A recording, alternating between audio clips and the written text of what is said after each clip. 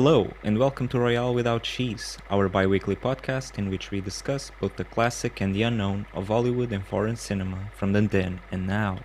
We are your hosts, me, Leonardo Miranda, Miguel Aido, Hello. hey there, and Tomás Ferreira, Hey, cheesers. hey there.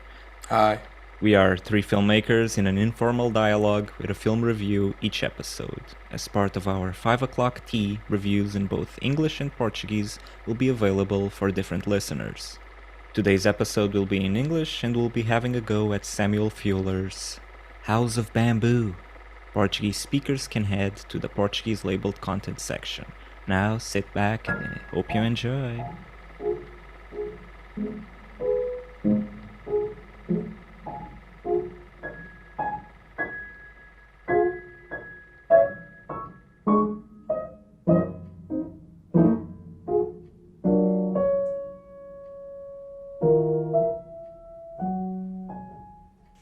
Well, I have passed by, two Samuel Fuller films before House of Bamboo. I passed by Shock Corridor and The Naked Kiss. I do have to say that on an overall note,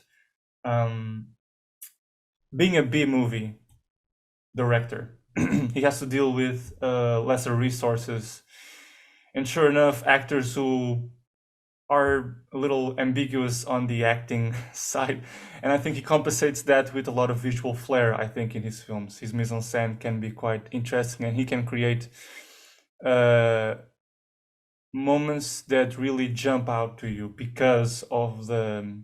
I think what really is his signature move is how he assesses a certain grittiness and realism at a time where cinema in classic Hollywood is very polished and clean. It's not yet Marlon Brando's acting, it's Cary Grant and all that, so there's different kind of behavior. And in his films, I think before Marlon Brando, you just see scenes, you witness scenes that for the content of the drama and the certain, marginalized, let's say, groups or ideas that are there, they're kind of shocking, quote unquote, let's say.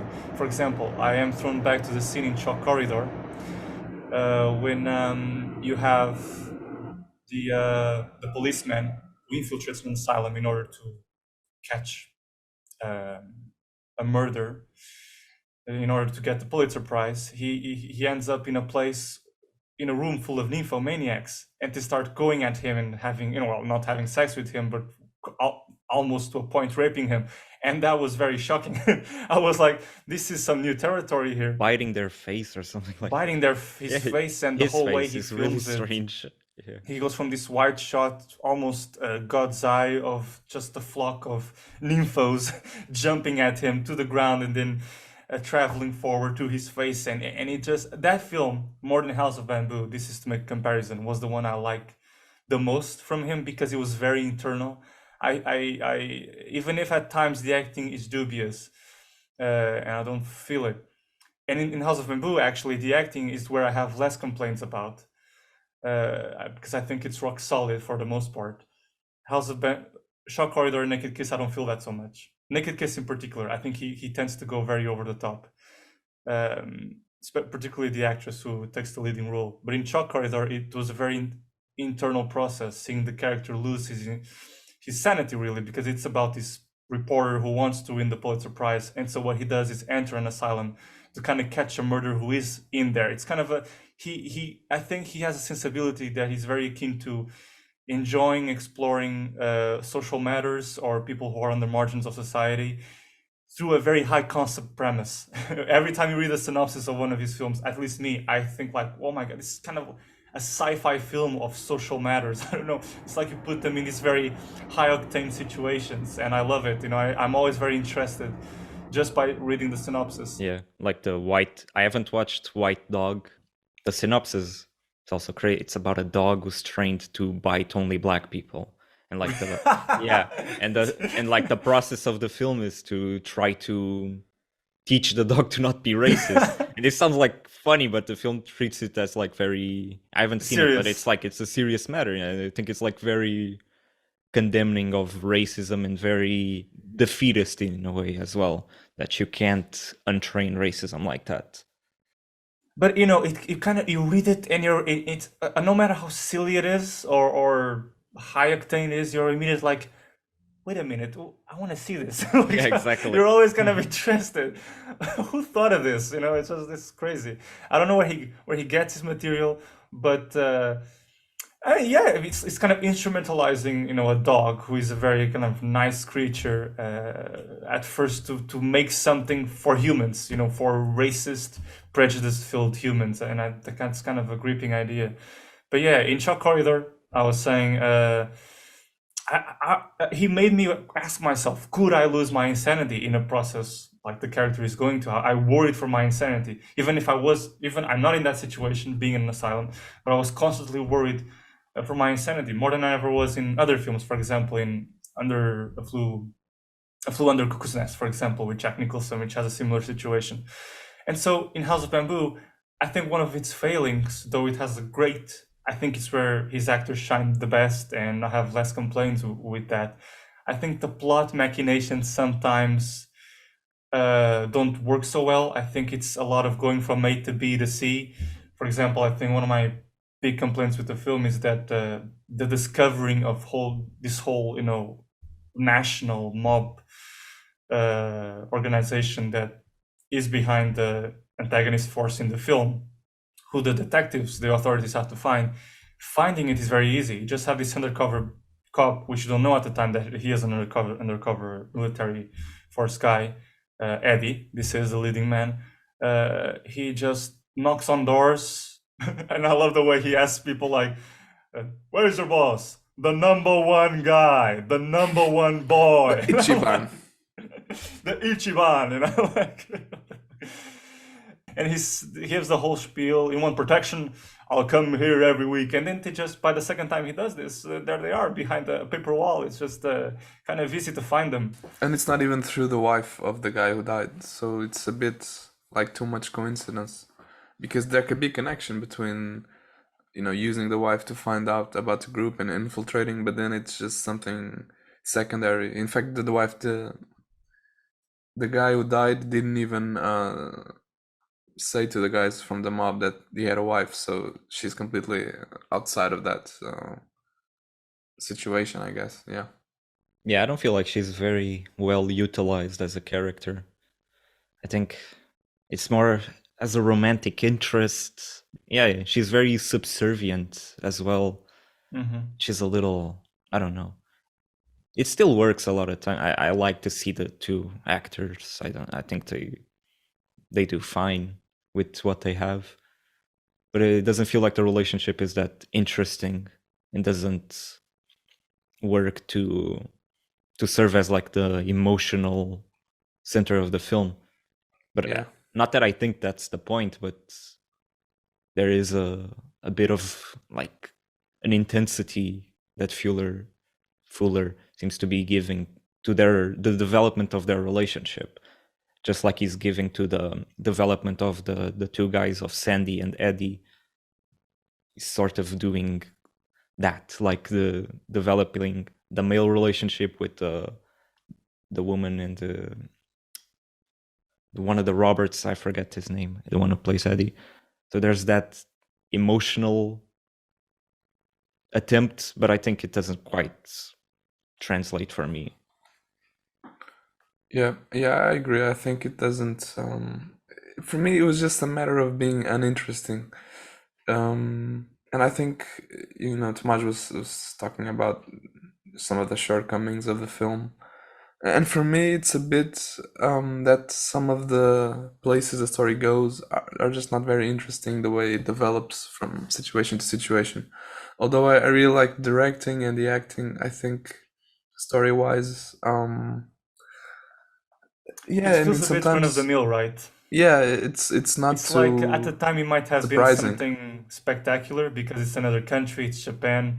It reminded me a bit of You Only Live Twice when Bond goes to Japan, and the need of the Western kind of side of things wanting to show a culture that is different, this Eastern culture that is Japan, because there are a lot of shots that try to deviate from the plot and look a bit at Japanese theater and all. And I think where the film is sometimes the most interesting is when you see the cross between the two cultures. And for example, a Japanese dance turns into a very jazzy Western dance at the house of the mob boss, and the coexistence between the two. And I think Fuller is aware of how a Western view can be arrogant towards an Eastern view of things or cultural things. I think where possibly Eddie and Mariko, the wife of his You think that's on friend, purpose? I think that's on purpose. Yes, I mean I think that for example he's taking his breakfast in the bath, which probably a very American thing to do. What a strange scene as well. What a No. strange scene. I think that's just because he was embarrassed. Is it? I thought Yeah, he I was. think so. I thought he was showing how he's not really opening up to different culture. He's not, which is really normal actually, to go to the table and have breakfast normally. But he's just there. This is how he even says it to the camera. I don't This think is you how can I like say it. that it's American to have breakfast in the.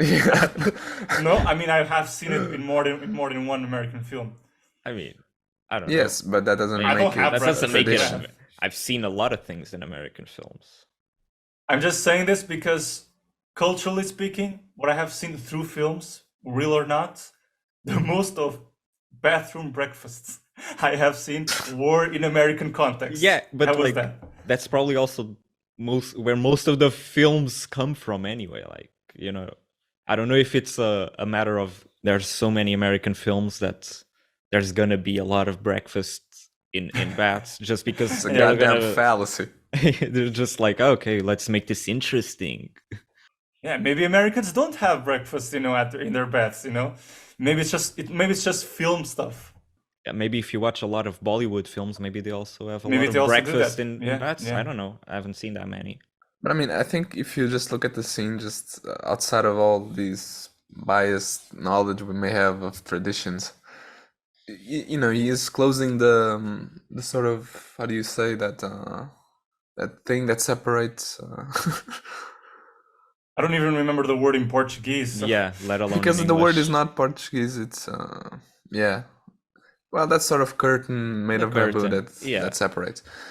And he's all sort of embarrassed and making sure that she doesn't see him, and then she comes with the tray, and I don't know, I feel that it's just about her being there and Oh yeah, not wanting to. At first that's there, but then afterwards he's all like, I like my breakfast in the bath, and then he's like, just how I like it, and she's all uncomfortable with it, like this guy is strange, like why is he? Yeah, but there? that's, I mean, I think he's just weird. I don't think it's because he's American.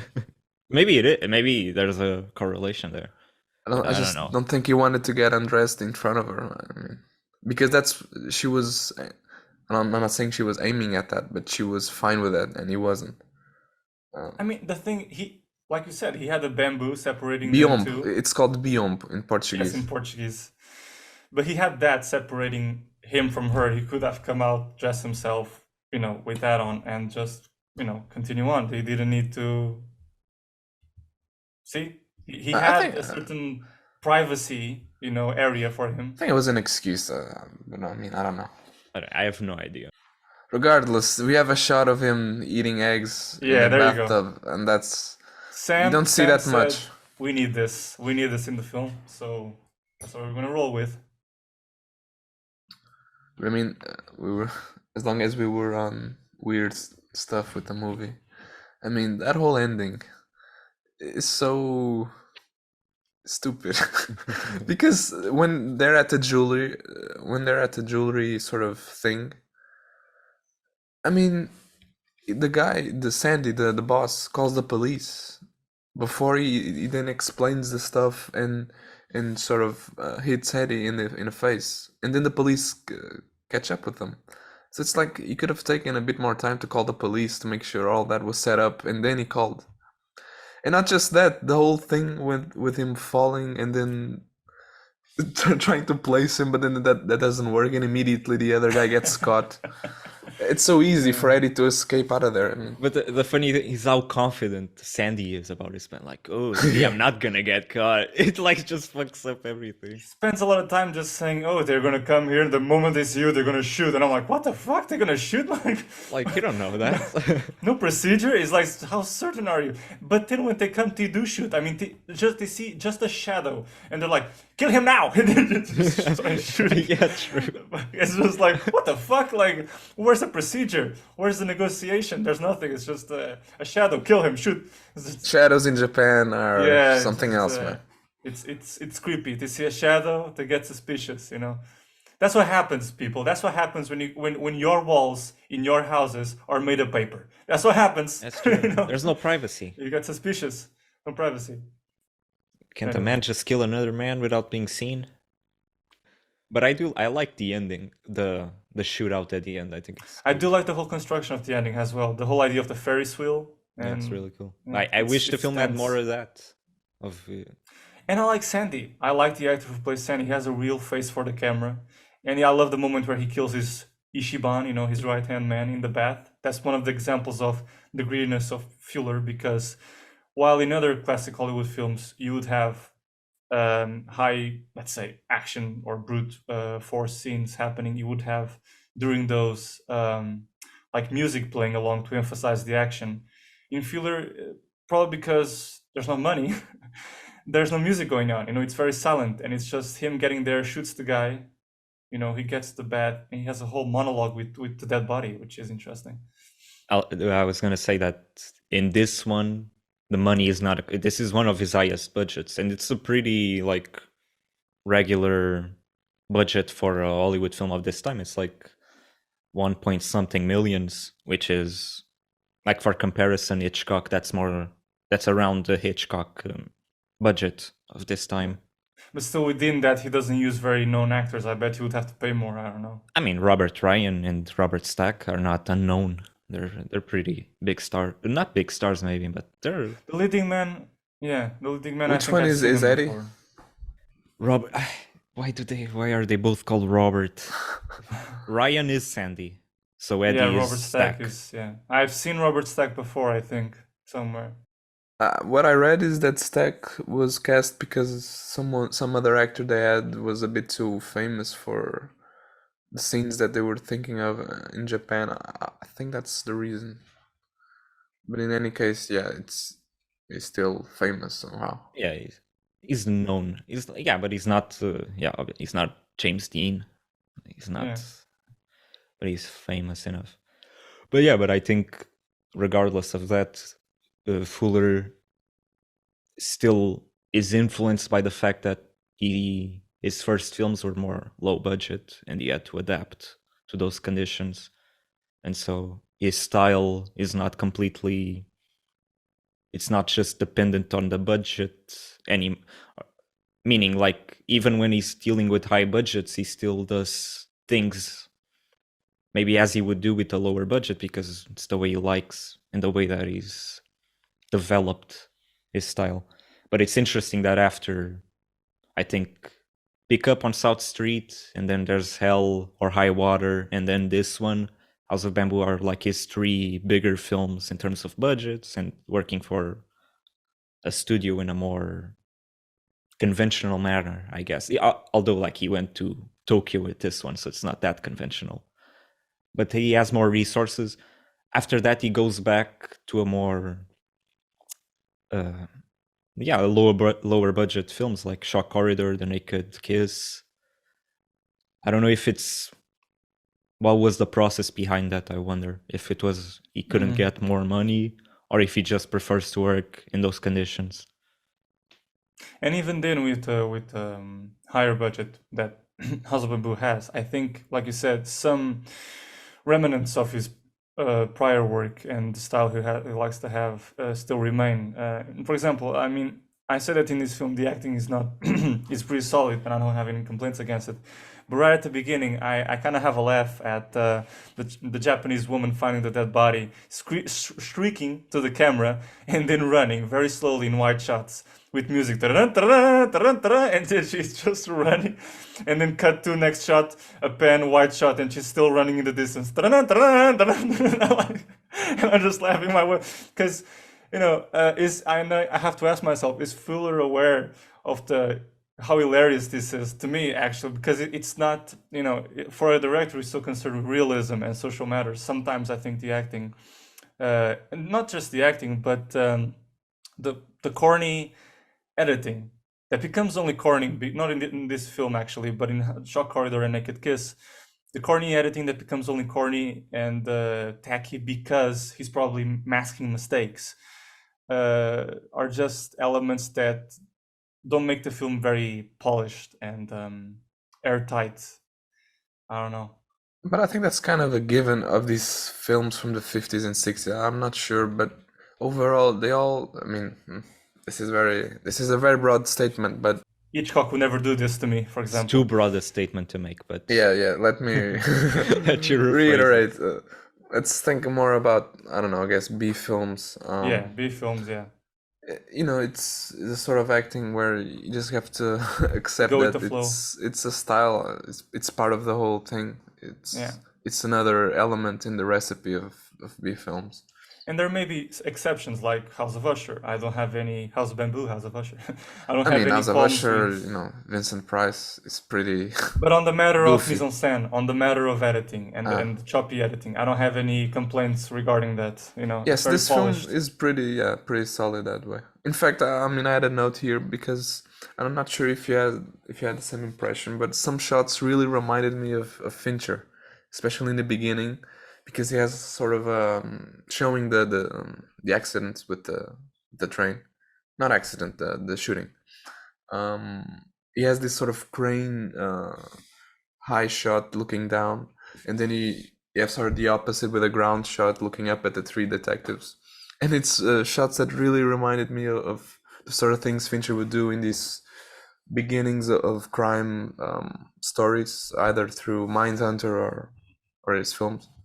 And it was really weird because for a film from the 50s, I mean, maybe it's just my impression, but clearly it has a potential to influence many filmmakers afterwards.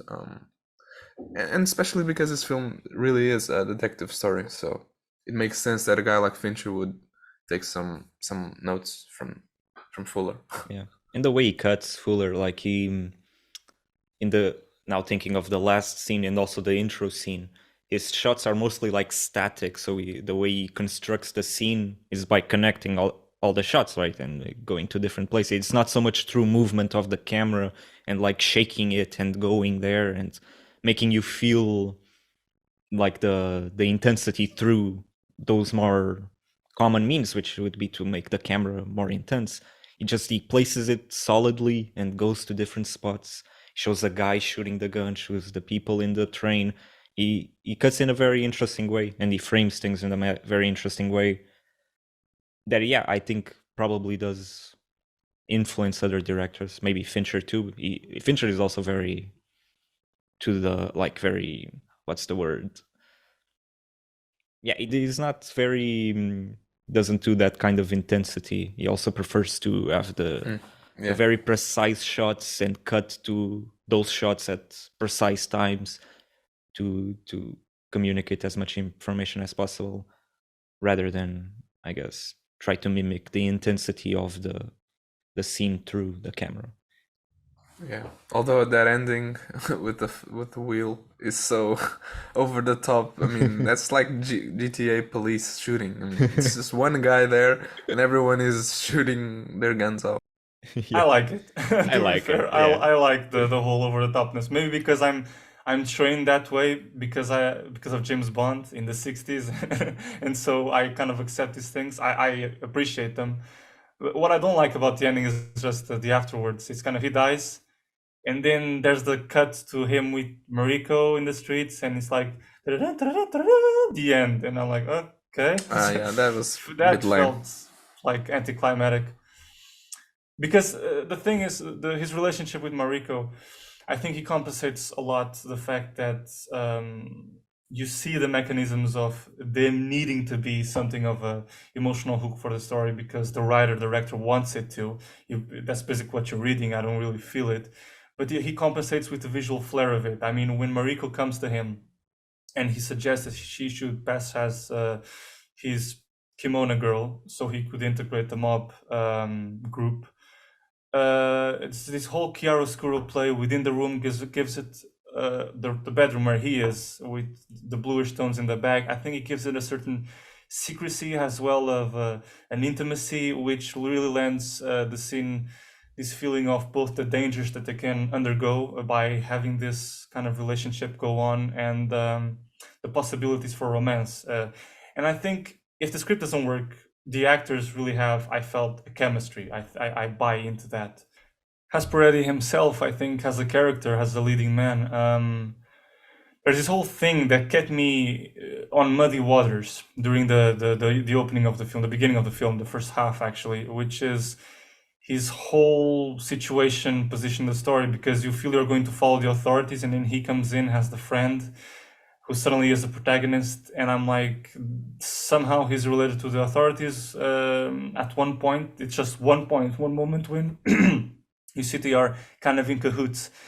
But after that, it's just kind of weird how to position him in the story. I was consistently wondering, and then you realize he's actually an undercover cop. But I was consistently wondering, well, couldn't they have hinted at his relationship with the authorities sooner? Like the authorities contacting Eddie to, to work with them in their favor or something. And then you realize, oh, okay, he's an undercover cop. But still, I think that there is like I was saying, shock horror. I really am with the character. I really feel the externalization of the internal conflict here. I think Eddie is somehow a weaker protagonist because I don't feel the doubts within him, the insecurity within him as he plows through this mob underworld, and he has to deal with someone that is a real person who has undergone a real innocent person who has undergone a tragedy, losing her husband, and who he is lying to, which is who is Mariko. You never see a more intimate moment, a alone moment with Eddie where he kind of questions himself about these situations, and so then that little by little, as you go towards the revelation that yeah, he's an undercover cop, little by little before you get to that moment, you kind of see a little bit behind the mask. Instead, you get a really kind of bland, manly man cop figure who is doing the thing. He's doing the thing. He needs to do the mission, and I don't feel. I don't know. It's because it's also it's also weak for me because it's firmly locked with, at the beginning, the fact that he loses a friend, and the only feeling that he gets is, oh my god, he died. Oh fuck. I really wanted this job in Japan. And then he just forgets about him. And it feels so, what? And then you discover that he really doesn't have a connection to the guy, but it's played so, So, he plays it like it's nothing. So much so that you don't care for him as a guy. He's kind of cold, too cold. And yeah, I don't know what you thought about that. Any feelings towards this side of the character? I don't know. I think I was I was thinking because I always thought he was an undercover cop, and Oh, you did? Okay. but I don't. But now you're talking, and like, yeah, but they didn't say it. I don't know why I thought that. I don't think they say it. Yeah, an undercover cop. I just assumed. Yeah, okay, he's like, yeah, I don't know why. Yeah. But so like I didn't experience that. I was just like, okay, this is a cop, of course. I don't know. You were in touch with Fuller's intentions. Yeah. But maybe they said it. Maybe I just don't remember it. Maybe you also didn't notice, but maybe I don't think they did. Now, regarding what Mash said, yeah, I do understand it because in the beginning you do follow that train situation so much to then going to the guy dying and then immediately changing protagonist, really. So it is kind of a shock because then you stay with Eddie all the time.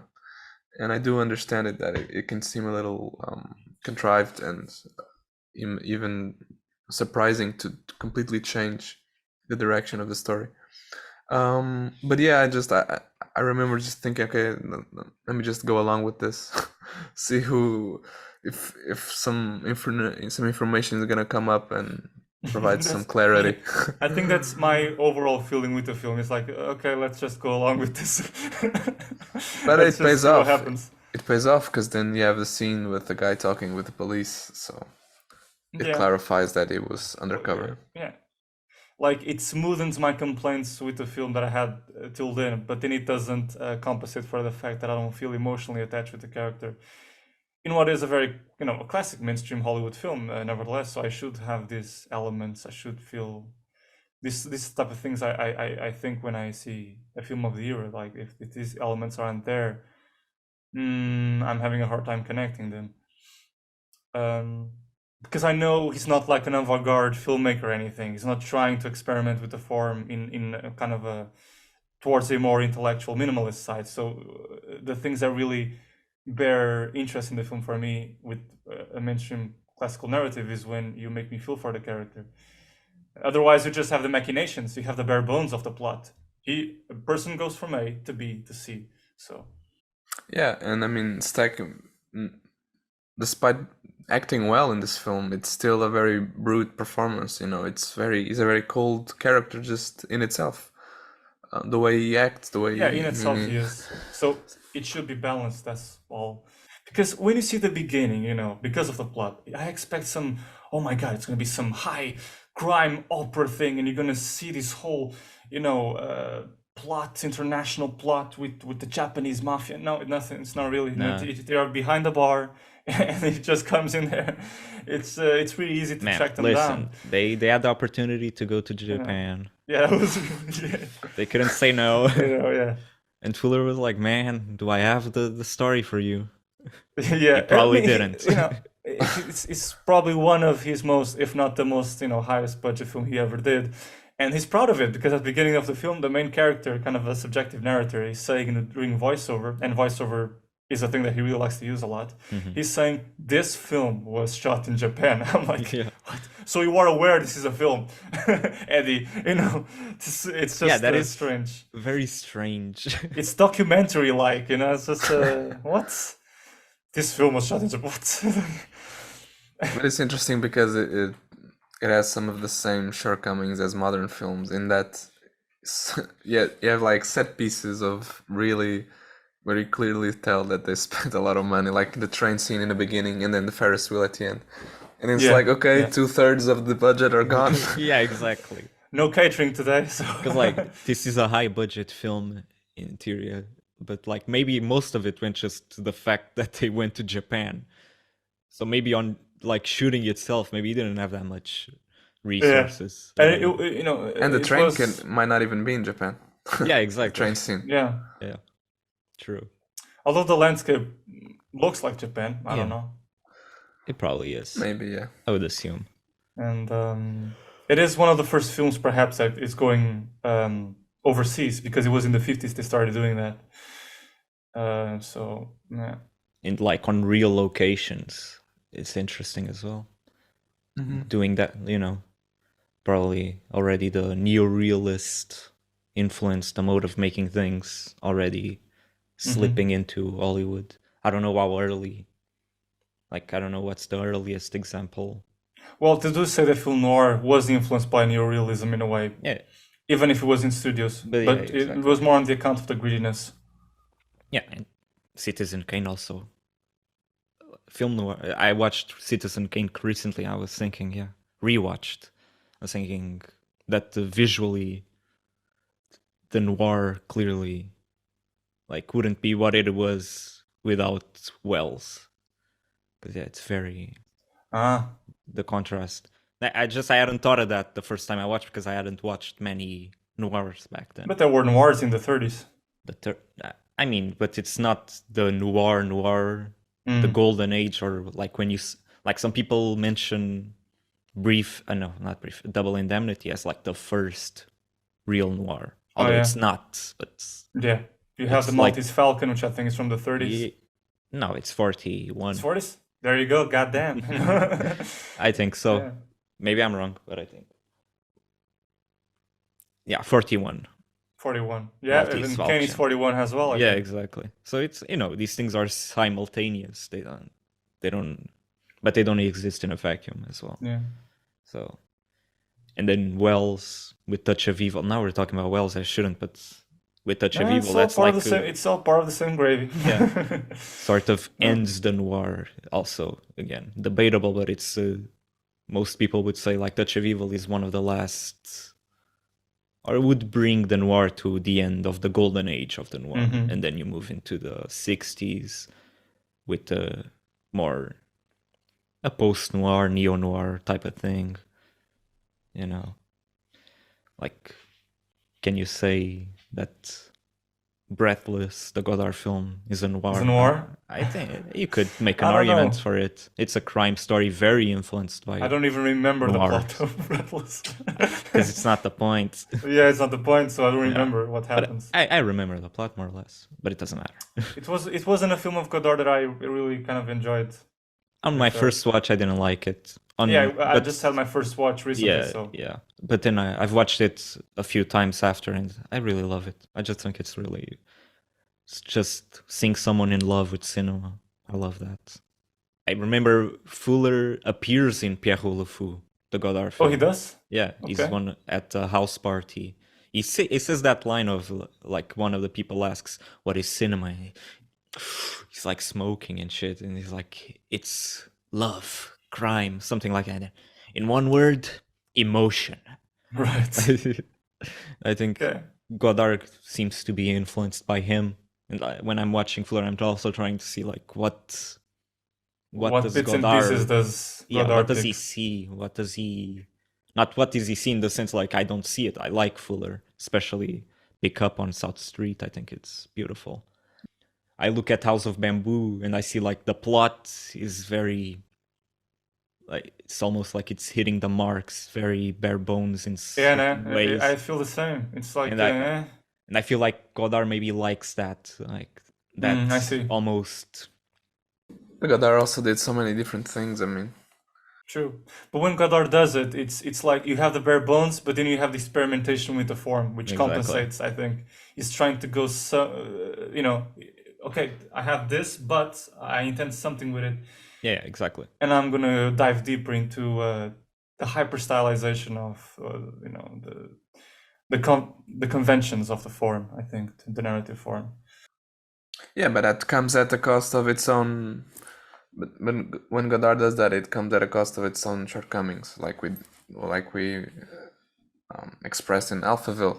Yeah, of course. I mean, you're not going to be emotionally involved with it as much. Yeah, I mean, you need to see it from another slant. There's always the respect of the experimentation that he does, but at the same time, there's always stuff that come out of the other side. So. But you see, because he's doing the experimentation, I can accept more the fact that I'm not emotionally involved with the characters. On Fuller, with this type of story and within his context of Hollywood, I'm missing that because I expect that.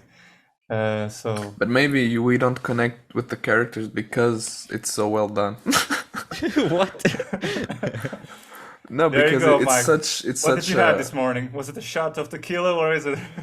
Wait, let him explain. I mean, let him explain. Let me explain. Yes. Just very succinctly, it's like you have a story and it's so well drawn out in the sense that things are exactly where they need to be, and perhaps so much so that it becomes, you see the formula too much, and that's part of the reason why it becomes less emotional oriented and more sort of brainy, almost like it's too much of exactly the path that director took.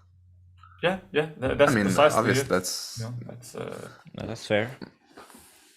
just a film theory. Well, that's the question itself. I agree with that. That's what's happening. It's just the balance between that and One could say that's what happens with Nolan films, for example. That's for me that's a problem. Thing. For me that's a problem with Nolan films. When I do have a problem with them, that's where the problem lies. But particularly with Tenet. But like Tenet, in Tenet, I don't mind not connecting to the characters as much because I just think it's a very fun film.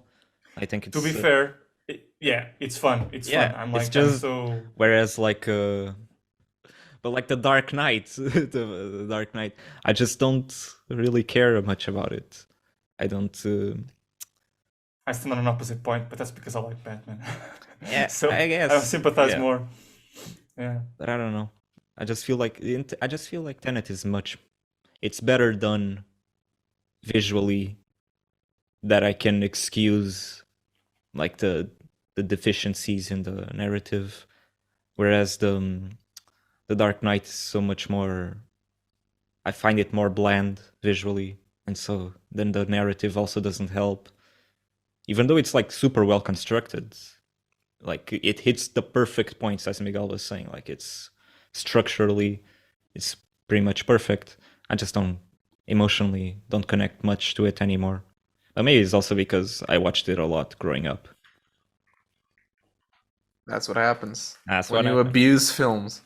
I did abuse that film as well, but he never cried with me, and I never cried with him. We always accepted each other. And Because there's films I've watched a lot growing up that I still like. So I don't know. Like Back to the Future. You know, I have never seen Back to the Future. How? That's insane. I have. I don't know. I never cared. That's hard. That's actually hard to do. Not to face the film at some point. I never cared. I never cared. You know, the whole. Oh, but that's different. That's actively not wanting to watch it. That's actively not wanting. I don't know. That's being afraid of the time channel. Have you ever switched the channel because it was on? I have passed by it, and you didn't stay on it? I never cared. I never. And this boy and this doctor. Marty, we need to go to the future, and I'm like, I don't really care. I don't think he says that. that. That makes me. It's something of like that. It's like, Marty, we need to go back to the future. And I'm like, I don't really. I just think it's because when you are a kid, Back to the Future probably influences so much pop culture. Stuff everywhere, everything, like series, animation, like Family Guy, you would see references before you would see the film itself. And you're too cool for it. I'm too cool. I can't do it. And then I'm like, when it comes to, and you have seen countless of examples of time traveling in animation as you are a kid. Time travel is such a thing that it's, when it comes to the film itself, I'm like, I don't want to see this thing. I feel like I've seen it before. I've seen all the tropes related to time travel, and my possible relation with the film is so much blocked. Yeah, but imagine. No, that's fair. I understand. Yeah, yes, that's fair. But imagine you're on the streets and you come across Robert Zemeckis. You can't say that you've seen the film, man. No, I can't say that I've seen other stuff of his. You'll be embarrassed and say, but I've seen all the memes and stuff. I'm not gonna say that. That's a horrible first step with Robert Zemeckis telling him that. It will disappoint him very much. I don't know what he looks like, so I probably just passed by him. Sadly. I don't know. Kind of like a grandpa. I imagine a grandpa, like big face. Well, maybe. I'll say I've seen other stuff. What have you Bob. seen? I've seen Bob. A Christmas Carol. And I liked it. I really liked it to this day, actually. So props to you. Way to go. Express. He just keeps doing those CGI animations. Yeah, he likes it. He did Beowulf, which is another kind of mythical thing he did. It's with Anthony Hopkins, kind of a Nordic mythical story, and he has Morrowind stories or whatever it is with Steve Carell, and he does this little, he's obsessed with these little toys. Welcome to Morrowind, Morrowind, something like that. So he grew into this area of filmmaking, which is this construction of animation with real people, impersonating them, which I find and also specific. Just CGI and trying to find new technologies and shit like The Walk, that one with Joseph Gordon-Levitt, about the guy crossing the Twin Towers. But I don't know. His? Yeah, I think so. That feels like such an Oliver Stone thing. I don't know. I don't know. That one you're probably thinking of Snowden. Snowden. Yeah, but I think he did what? Who Framed Robert Rabbit, right? Roger Rabbit. I've seen it, but I don't. They say I it's remember. it's one of the greatest animated films of all time or something. But maybe I would see that one. I would see that I'll one. say that one. Should see it. Should see it. Forrest Gump. I hate that film. Forrest Gump. I don't like it. Yeah, Forrest Gump. I think that movie is not aged well at all. Oh yeah, no. In many ways, but yeah. Yeah, in many ways. This is fucking. I like And Tom Hanks hasn't helped. Yeah, yeah. But the thing is, people believe it's a great film. People believe it's one of the greatest films of all time. That's what impresses me so much. It's like, Yeah, that's probably one of the films that I'm truly like, what is going? How is what is everyone? going on? And Tom keeps bringing it up like it's a big deal. Collective hysteria. Yeah, exactly. That's all for today. If you'd like to reach out and suggest a film for the next episode, you can find us on the podcast official Instagram and Facebook pages. Don't forget to subscribe, share this episode, or simply give us a like. That's how our podcast can grow ever more groovy. Thank you for listening, and see you next time. Bye-bye. Adios.